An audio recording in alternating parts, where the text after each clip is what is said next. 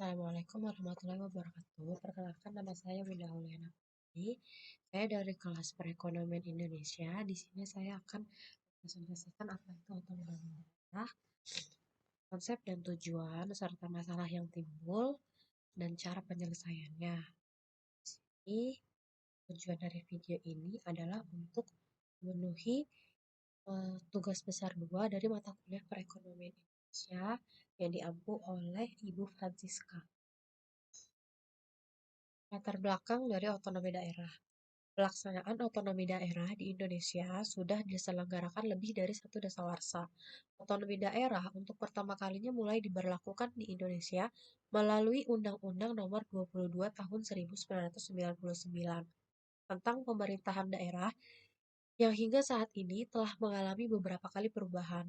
Pelaksanaan otonomi daerah di Indonesia tersebut telah mengakibatkan perubahan dalam sistem pemerintahan di Indonesia yang kemudian juga membawa pengaruh terhadap kehidupan masyarakat di berbagai bidang. Nah, ini adalah materi yang akan saya bahas hari ini. Yang pertama adalah konsep dan tujuan dari kebijakan pemerintah mengenai otonomi daerah. Yang kedua adalah tantangan dalam pelaksanaan otonomi daerah. Dan yang ketiga adalah masalah yang timbul akibat otonomi daerah dan cara mengatasinya. Langsung saja ke konsepsi dan tujuan pelaksanaan otonomi daerah. Secara konseptual, pelaksanaan otonomi daerah di Indonesia dilandasi oleh 3 tujuan utama yang meliputi tujuan politik, tujuan administratif, dan tujuan ekonomi.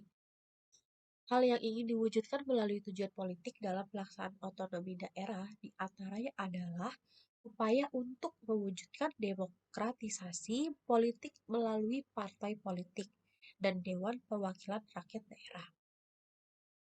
Perwujudan tujuan administratif yang ingin dicapai melalui pelaksanaan otonomi daerah adalah adanya pembagian urusan pemerintahan antara pusat dan daerah, termasuk sumber keuangan serta pembaharuan manajemen birokrasi pemerintahan di daerah. Sedangkan tujuan ekonomi yang ingin dicapai dalam pelaksanaan otonomi daerah di Indonesia adalah terwujudnya peningkatan indeks pembangunan manusia sebagai indikator peningkatan kesejahteraan masyarakat Indonesia.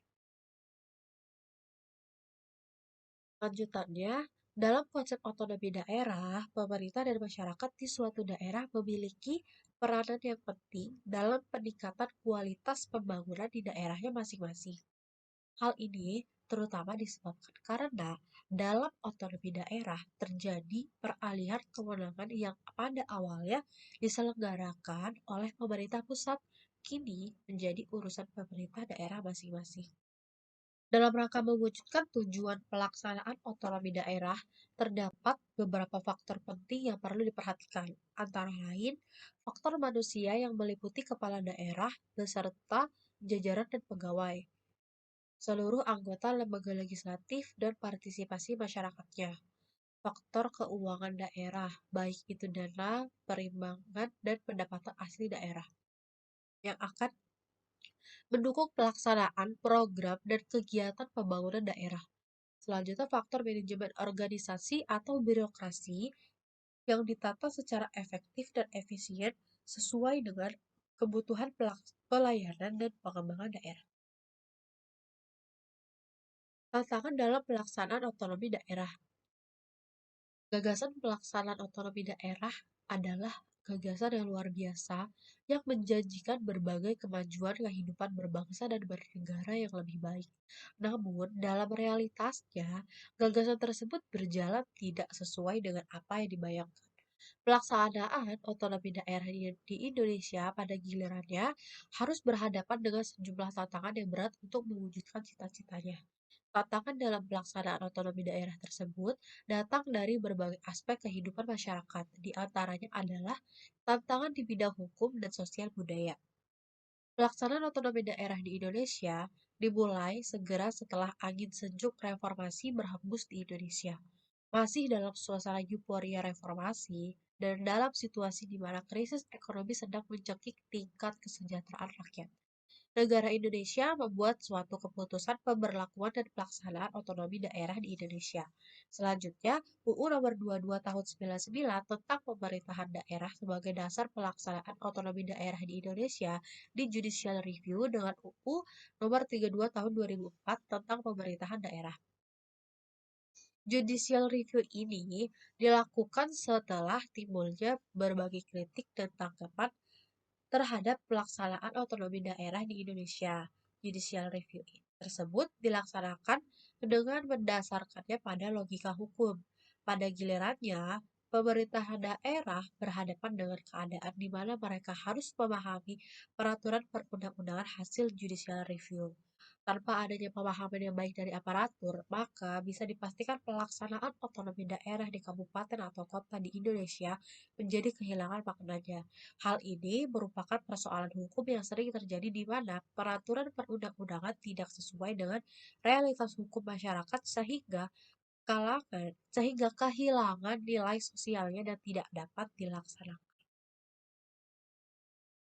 Nah, masalah yang timbul akibat otonomi daerah tuh apa aja sih? Tanpa disadari, dalam pelaksanaan otonomi daerah, hal atau dampak negatif yang kita takutkan malah sudah terjadi.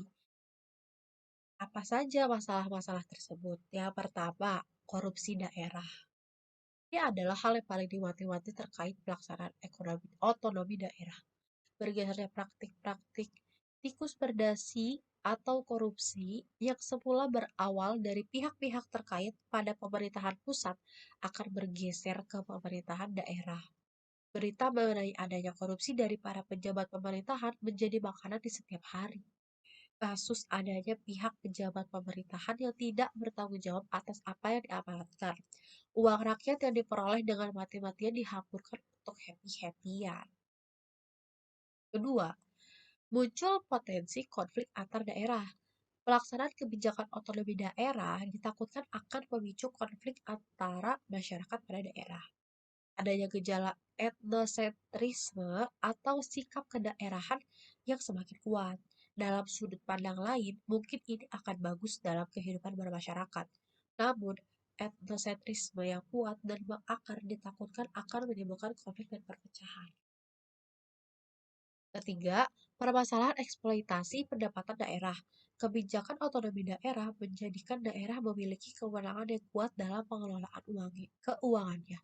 Dari pengumpulan anggaran serta alokasi pemanfaatan pendapatan daerah tersebut. Terdapat permasalahan jika ada banyak daerah menggunakan pola tradisional dalam pemerolehan pendapatan daerah, seperti mengintensifikasikan pemungutan pajak dan retribusi. Yang keempat, adanya kondisi di mana sumber daya manusia dari aparatur pemerintah yang belum sepenuhnya menunjang pelaksanaan otonomi daerah. Dalam penyelenggara otonomi daerah yang baik dapat terlihat melalui peningkatan kapasitas dan kompetensi yang dimiliki seseorang dalam pelaksanaannya.